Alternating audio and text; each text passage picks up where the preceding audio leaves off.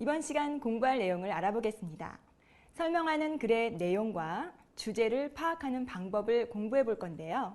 공부를 다 하고 나면 설명하는 글과 친해진 느낌이 확실히 들 수 있을 겁니다. 그럼 중요한 내용만 콕콕 집어서 내 것으로 만들어주는 고마운 핵심 콕콕 출발해 볼까요?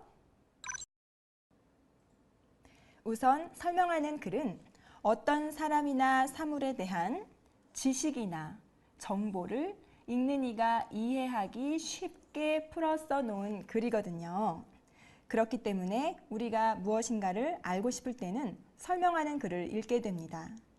예를 들어 사회책이나 과학책에는 지식과 정보가 많이 들어있고 요리를 하기 위한 레시피나 장난감을 조립하기 위해 설명서를 읽는 것, 우리가 일상생활에서 늘 해오던 거잖아요.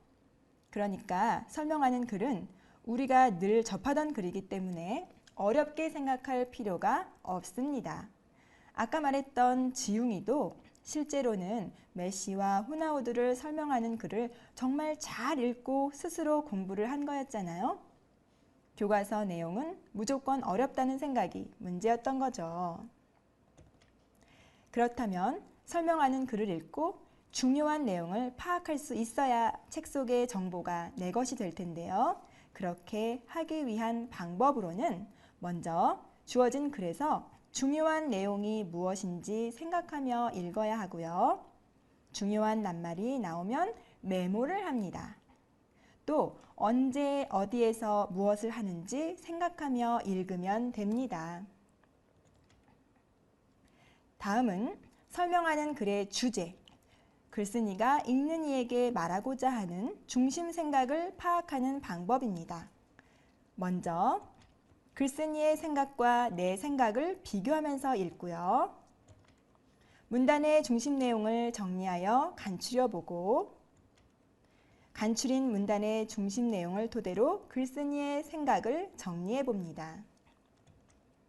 또 글의 제목이나 글감과 내용을 서로 관련지어 생각해 보면 더 쉽게 파악할 수 있습니다.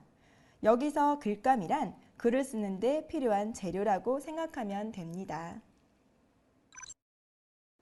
그럼 1번 문제부터 살펴볼까요? 다음 글에 나타난 글쓴이의 생각이 무엇인지 찾는 문제네요. 이렇게 글을 먼저 읽고 푸는 문제는 이 내용에 답이 다 나와 있기 때문에 내용 파악을 제대로 하는 것이 정말 중요합니다. 그럼 집중해서 글을 읽어볼까요? 이는 음식을 먹은 뒤에 곧바로 닦아야 합니다. 아침에 눈을 뜨자마자 닦거나 음식을 먹고 나서 한참 뒤에 닦는 것은 좋은 방법이 아니에요. 음식을 먹은 뒤에 입안에 남아있는 음식 찌꺼기를 닦아내는 것이 이 닦기입니다. 이는 눈을 뜨자마자 닦는 것은 좋은 방법이 아니라고 했으니까 1번은 아니고요. 2번, 이는 하루에 한 번씩만 닦는다는 것은 글에 나오지 않은 내용이에요. 4번에 이는 음식을 먹고 나서 한참 뒤에 생각나면 닦는 것이 아니라 음식을 먹은 뒤에 곧바로 닦아야 한다고 첫 문장에 나와 있으니까 정답은 3번입니다.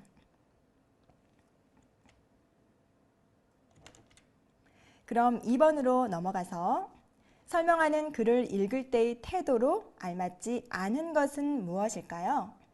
1번, 목적을 갖고 읽어야 하고요. 2번, 이미 알고 있는 내용과 관련 지으며 읽으면 훨씬 이해가 잘 되고 4번에서 중요한 내용이 무엇인지 생각하며 읽어야 하는 건 맞는데요. 3번, 모르는 낱말만 메모하면서 읽는 게 아니라 중요한 낱말을 메모하면서 읽어야 한다고 핵심 콕콕에서 배웠었죠? 그래서 정답은 3번이 되겠네요. 다음은 3번입니다. 다음 글에 어울리는 제목을 찾는 문제인데요. 박사님의 원래 이름은 유일형이었는데 일제강점기 때 일본에 빼앗긴 조국을 잊지 않기 위하여 일한으로 이름을 바꾸셨습니다. 그리고 우리나라에 돌아와 유한양행이라는 제약회사를 설립하여 일생을 국민 건강에 힘쓰셨습니다. 유일한 박사님은 자신이 세운 회사를 비롯하여 전 재산을 사회에 되돌려준 참된 기업가이십니다. 이 글은 유일한 박사님의 깊은 애국심과 참된 기업가로서의 삶을 본받게 되는 내용이네요. 따라서 이러한 내용을 담을 수 있는 제목은 네, 참된 기업가입니다.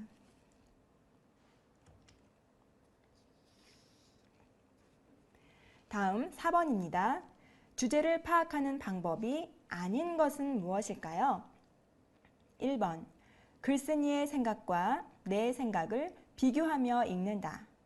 2번, 문단의 중심 내용을 정리하여 간추린다. 4번, 주제는 글쓴이가 읽는 이에게 말하고자 하는 중심 생각이다. 자, 이것은 모두 핵심 콕콕에서 공부한 기억이 있죠?